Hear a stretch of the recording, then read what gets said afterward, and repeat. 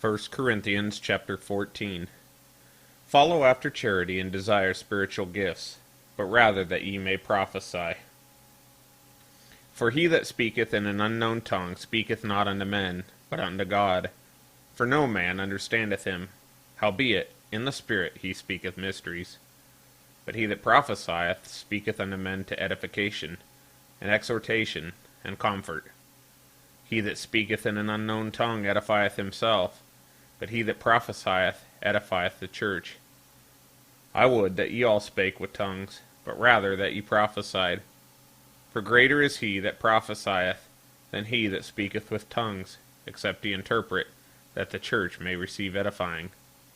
Now, brethren, if I come unto you speaking with tongues, what shall I profit you, except I shall speak to you either by revelation, or by knowledge, or by prophesying, or by doctrine?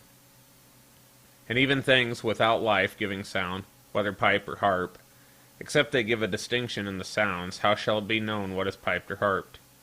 For if the trumpet give an uncertain sound, who shall prepare himself to the battle? So likewise ye, except ye utter by the tongue words easy to be understood, how shall it be known what is spoken? For ye shall speak into the air. There are, it may be, so many kinds of voices in the world, and none of them is without signification. Therefore, if I know not the meaning of the voice, I shall be unto him that speaketh a barbarian, and he that speaketh shall be a barbarian unto me. Even so ye, forasmuch as ye are zealous of spiritual gifts, seek that ye may excel to the edifying of the church.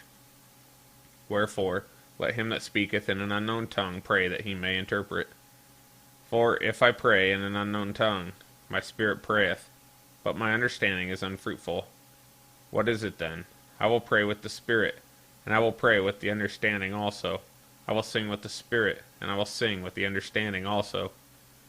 Else, when thou shalt bless with the Spirit, how shall he that occupieth the room of the unlearned say Amen at thy giving of thanks, seeing he understandeth not what thou sayest?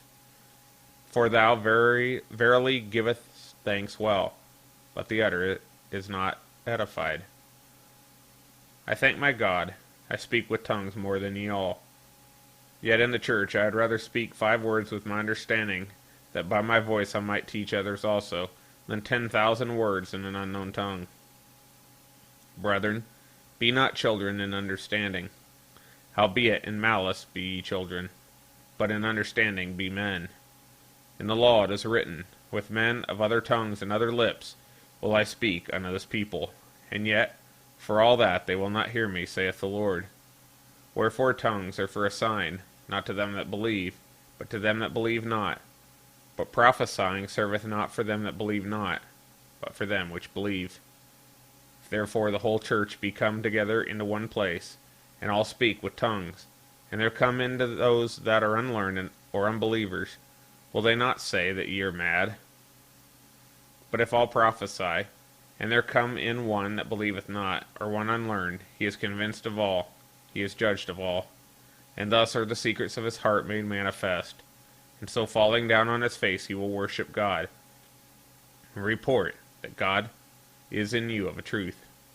How is it then, brethren, when ye come together, every one of you hath a psalm, hath a doctrine, hath a tongue, hath a revelation, hath an interpretation? Let all things be done unto edifying. If any man speak in an unknown tongue, let it be by 2, or at the most by 3, and that by course, and let one interpret. But if there be no interpreter, let him keep silence in the church, and let him speak to himself and to God. Let the prophets speak 2 or 3, and let the other judge.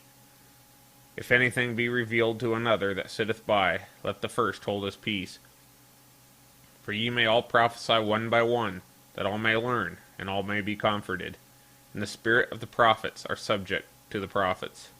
For God is not the author of confusion, but of peace, as in all churches of the saints. Let your women keep silence in the churches, for it is not permitted unto them to speak, but they are commanded to be under obedience, as also saith the law. And if they will learn anything, let them ask their husbands at home, for it is a shame for women to speak in the church. What? Came the word of God out from you, or came it unto you only? If any man think himself to be a prophet or spiritual, let him acknowledge that the things that I write unto you are the commandments of the Lord. But if any man be ignorant, let him be ignorant.